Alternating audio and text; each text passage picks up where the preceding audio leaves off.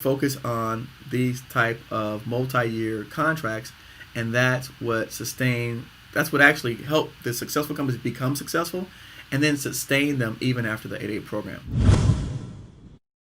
So Patrick goes on to tell us, right, that around 2011 he sat down and interviewed 18 8-8 companies, and he spoke to someone at the SBA. I said, how did you even do that? He said, I want to find out how they were successful, right, for the ones that were successful, and then the ones that failed, I want to find out why did they fail. And by the way, I think this is a really good experiment, something that I think we're going to work on.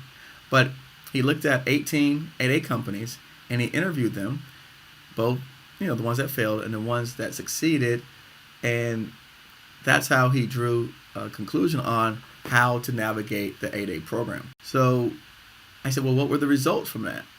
He said, well, what I learned was that the people who basically failed in the 8-8 program, they were the ones that were focusing primarily on sole source contracts. His words were that the sole source contracts are addressing a particular need at that moment, which again, those needs go away.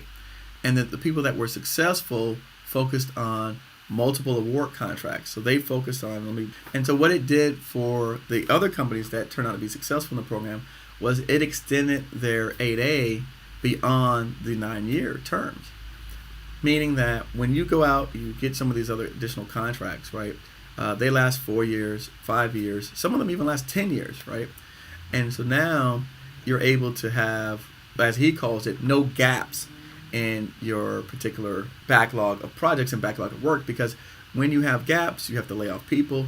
When you have gaps, even if you're not laying off people, people are not constantly busy, they don't have work, and so that creates some fear and some self-doubt, right, if the company's going to be around. And so his objective was to reduce the number of gaps in his backlog.